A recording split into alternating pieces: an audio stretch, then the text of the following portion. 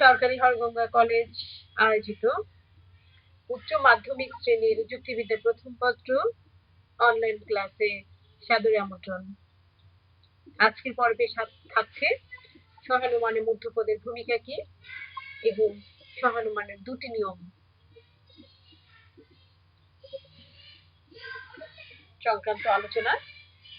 আজকের পর্বটি তোমাদের সামনে উপস্থাপন করছি আমি স্বপ্না আক্তার, প্রভাষক, দর্শন বিভাগ, সরকারি হরগঙ্গা কলেজ, মুন্সিগঞ্জ। প্রিয় শিক্ষার্থী বন্ধুরা, আমরা সহানুমান পড়ছি। সহানুমানের উপরে আজকের লেকচারটি হচ্ছে আমার দ্বিতীয় লেকচার। গত পর্বে আমরা দেখেছিলাম সহানুমান বলতে আমরা কি বুঝি, সহানুমানের বৈশিষ্ট্য কি এবং সহানুমানের গঠন প্রণালী। সহানুমানের গঠন প্রণালীতে কিন্তু আমরা দেখেছিলাম যে একটি সহানুমানে কেবলমাত্র তিনটি পদ থাকে। গঠনে আমরা দেখেছি এবং সেই তিনটি পদের মধ্যে অন্যতম একটি পদ হচ্ছে মধ্যপদ। সহানুমানের ক্ষেত্রে এই মধ্যপদের ভূমিকা কি বা সহানুমানের যুক্তি দাঁড় করাতে গিয়ে এই মধ্যপদ কি ভূমিকা পালন করে এটি আমরা দেখব।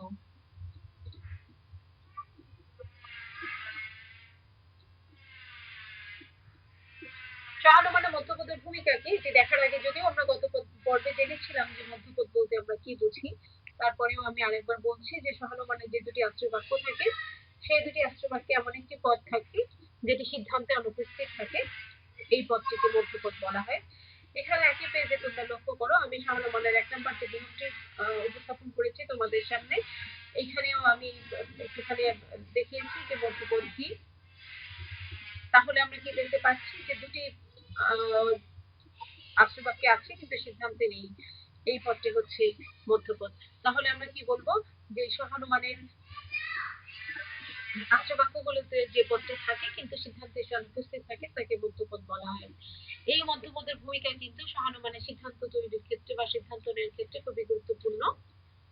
কারণ হচ্ছে মধ্যপদের সাহায্যে সহানুমানের যে প্রধান এবং অপ্রধান পদ আছে, অর্থাৎ একটি আশ্রয় বাক্যের উদ্দেশ্য এবং অপরটি বিধেয়, এই উদ্দেশ্য এবং বিধেয় পদের মধ্যে সম্পর্ক স্থাপিত হয় এবং অবশেষে একটি সিদ্ধান্ত অনুমিত হয়। এই উদ্দেশ্য এবং বিধেয়ের মধ্যে যদি কোনো সম্পর্ক স্থাপন করা না যায় সেক্ষেত্রে কিন্তু আর কোনো সিদ্ধান্ত নেওয়া যায় না। আমি এখানে খুব সংক্ষেপে লিখে দেওয়ার চেষ্টা করেছি যে সহানুমানের মধ্যপদের ভূমিকা খুবই গুরুত্বপূর্ণ। দেখো, মধ্যপদের সাহায্যে প্রধান এবং অপ্রধান পদের মধ্যে একটি সম্পর্ক তৈরি হয়। মধ্যপদ প্রধান আশ্রয় বাক্যে প্রধান পদের সাথে এবং অপ্রধান আশ্রয় বাক্যে অপ্রধান পদের সাথে সম্পর্ক স্থাপন করে।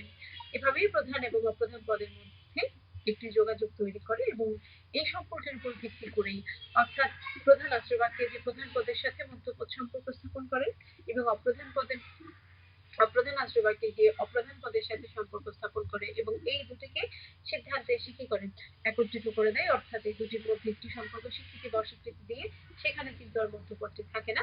অনেক যুক্তিবিদগণ এই মধ্যপদকে বিয়ের ঘটকের সাথে তুলনা করেন।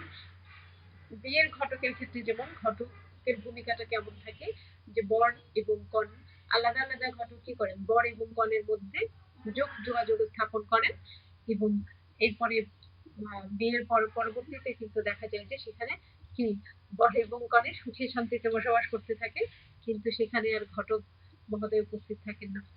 একই রকম মধ্যপদের ভূমিকাও তাই সহানুমানের যে প্রধান পদ এবং অপ্রধান পদের মধ্যে একটি সম্পর্ক স্থাপন করেন এবং সিদ্ধান্তে সে এর মধ্যপদটি থাকে না।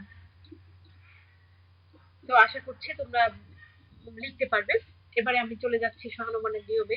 এখানে আমরা বেশ কিছু নিয়ম পাবো, মোটামুটি 10 থেকে 12টির মতো নিয়ম আমরা করবো। আজকে আমরা দুটি নিয়ম দেখে নেব। প্রথম যে নিয়মটি আমি উল্লেখ করেছি সেটি হচ্ছে যে প্রত্যেকটি সহানুমানে কেবলমাত্র 3টি পদ থাকবে। এটি আমরা সহানুমানের গঠন প্রণালীতেও দেখেছিলাম। এখানে একটি এক্সাম্পলের সাহায্যে আমি দেখানোর চেষ্টা করেছি যে দুটি আশ্রয় বাক্য দেখা যাচ্ছে সকল মানুষ হয় মরণশীল, ঋণা হয় মানুষ এবং সুতরাং ঋণা হয় মরণশীল। এখানে আমি একটু রেড করে দিয়েছি, দেখো যে 3টি পদ থাকবে সেই 3টি পদ কি কি প্রধান পদ, অপ্রধান পদ এবং মধ্যপদ। তাহলে প্রধান পদ আমরা কাকে বলবো, আমি গঠন করাতে গিয়েও বলেছিলাম যে আমাদের যে সিদ্ধান্ত থাকবে সাহানুমানের, এই সিদ্ধান্তের যে বিধেয় আছে, এই বিধেয়কে কিন্তু বলা হবে প্রধান পদ, এবং সিদ্ধান্তের যে উদ্দেশ্য থাকবে এই উদ্দেশ্যকে আমরা বলবো প্রধান পদ, এবং যে পদটি সহানুমানের দুটি আশ্রবাক্যে থাকবে কিন্তু সিদ্ধান্তে সে আর থাকবে না, তাকে আমরা বলবো মধ্যপদ। এখন এই তিনটি পদ থাকবে, বলা আছে কেবলমাত্র তিনটি পদ থাকবে, তার মানে কোনোভাবেই তিনটির বেশি থাকতে পারবে না। যদি তিনটির পরিবর্তে চারটি পদ থাকে তাহলে সেখানে এক ধরনের অনুপস্থিতি বা হেক্টাভাস ঘটবে, এবং এই অনুপস্থিতির নাম হবে চতুষ্পদী অনুপস্থিতি। আমি এখানে একটি এক্সাম্পল নেওয়ার চেষ্টা করেছি চতুষ্পদী অনুপস্থিতি। তোমরা লক্ষ্য করো, মানুষ হয় এমন প্রাণী যে মাছ খায়, এটি আমাদের একটি আশ্রয় বাক্য। আমাদের যে দ্বিতীয় আশ্রয় বাক্যটি আছে সেটি হচ্ছে মাছ হয় এমন প্রাণী যে পোকা খায়, এবং এখান থেকে আমরা সিদ্ধান্তে এসেছি যে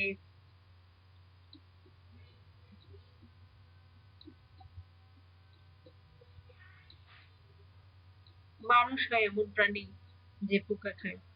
এটি কিন্তু একটি অবৈধ সহানুমানের যুক্তি। দেখো, এখানে আমরা তিনটির পরিবর্তে চারটি পদ দেখতে পাচ্ছি। একটি হচ্ছে, আমি আন্ডারলাইন করে দিয়েছি, মানুষ মাছ এমন প্রাণী যে মাছ খায়, এমন প্রাণী যে পোকা খায়। তাহলে এখানে পদ আছে চারটি। এখন এই চারটিকে আমি কি কি নামে অভিহিত করবো? এটি আসলে একটি ভুল প্রক্রিয়া, এবং এই জায়গাটিতে কিন্তু কি ঘটেছে, চতুষ্পদী অনুপস্থিতি ঘটেছে। তাহলে চতুষ্পদী অনুপস্থিতি বলতে আমরা কি বুঝবো, যে সহানুমানে কেবলমাত্র কি থাকবে, তিনটি পদ থাকবে, তিনটির পরিবর্তে যদি চারটি পদ থাকে তাহলে অনুপস্থিতি ঘটবে, এবং সেই অনুপস্থিতির নাম হবে চতুষ্পদী অনুপস্থিতি। এখানে আমরা আরো এক্সাম্পল দিতে পারি। আমি একটু বলি যে যদি এমন হয় যে টেবিলটি হয়, কলমটি হয় এমন যা টেবিল স্পর্শ করে আছে, টেবিলটি হয় এমন যা মাটি স্পর্শ করে আছে, দেন কলমটি হয় এমন যা মাটি স্পর্শ করে আছে। এটিও কিন্তু চতুষ্পদী অনুপস্থিতির একটি এক্সাম্পল। শিক্ষার্থী বন্ধুরা, আমি তোমাদেরকে বলবো যে তোমরা অত্যন্ত মনোযোগ সহকারে লেকচারটি লক্ষ্য করবে, তাহলেই তোমাদের দেখবে যে একেবারেই কঠিন কিছু না, তোমরা খুব সহজেই বুঝতে পারবে। এর পরের নিয়মটিতে আমরা চলে যাচ্ছি। একটি সহানুমানে কেবলমাত্র তিনটি যুক্তি বাক্য থাকবে। আমরা প্রথম নিয়মটিতে পড়েছিলাম যে তিনটি মাত্র পদ থাকবে, এবং আমাদের দ্বিতীয় নিয়মটি হচ্ছে যে তিনটি মাত্র যুক্তি বাক্য থাকবে, এবং প্রদত্ত দুটি যুক্তি বাক্যকে যথাক্রমে প্রধান এবং অপ্রধান আশ্রয় বাক্য বলা হবে, এবং এই দুটি আশ্রয় বাক্যের ভিত্তিতে আমরা যে তৃতীয় একটি বাক্য অনুমান করবো, সেই অনুমিত যুক্তি বাক্যটিকে আমরা সিদ্ধান্ত হিসেবে অভিহিত করবো।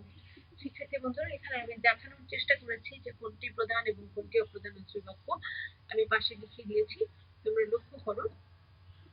আমি কিন্তু এটি বলেছিলাম যে আমাদের প্রধান পদটি যে আশ্রয় বাক্যে থাকবে সেই আশ্রয় বাক্যটিকে আমরা প্রধান আশ্রয় বাক্য বলবো, এবং আমাদের যে অপ্রধান পদটি আছে এই অপ্রধান পদটি যে আশ্রয় বাক্যে থাকবে সেই আশ্রয় বাক্যটিকে আমরা অপ্রধান পদ বলবো। এখানে যে নিয়মটি আমরা দেখেছি যে তিনটি যুক্তি বাক্য থাকবে, প্রদত্ত দুটি যুক্তি বাক্যকে প্রধান এবং অপ্রধান আশ্রয় বাক্য। তাহলে এখানে আমাদের যে প্রদত্ত দুটি যুক্তি বাক্য আছে, সকল মানুষ হয় মরণশীল এবং লীনা হয় একজন মানুষ, এখানে সকল মানুষ হয় মরণশীল, এটিকে আমি বলেছি প্রধান আশ্রয় বাক্য।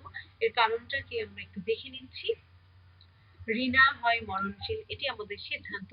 আমরা পড়েছিলাম যে সিদ্ধান্তের যে বিধেয় আছে সেই বিধেয়টি হচ্ছে আমাদের প্রধান পদ, এবং এই প্রধান পদটি যে আশ্রয় বাক্যে থাকবে সেই আশ্রয় বাক্যটি হচ্ছে প্রধান আশ্রয় বাক্য। সুতরাং দেখা যাচ্ছে যে এখানে যে মরণশীল শব্দটি আছে এটি কোথায় আছে, প্রথম আশ্রয় বাক্যটিতে আছে, তাই প্রথম আশ্রয় বাক্যটি হচ্ছে আমাদের প্রধান আশ্রয় বাক্য। এবং এই যে সিদ্ধান্তের যে উদ্দেশ্য পদ ঋণা, এই উদ্দেশ্য পদকে বলা হয় অপ্রধান পদ, যেটি আমরা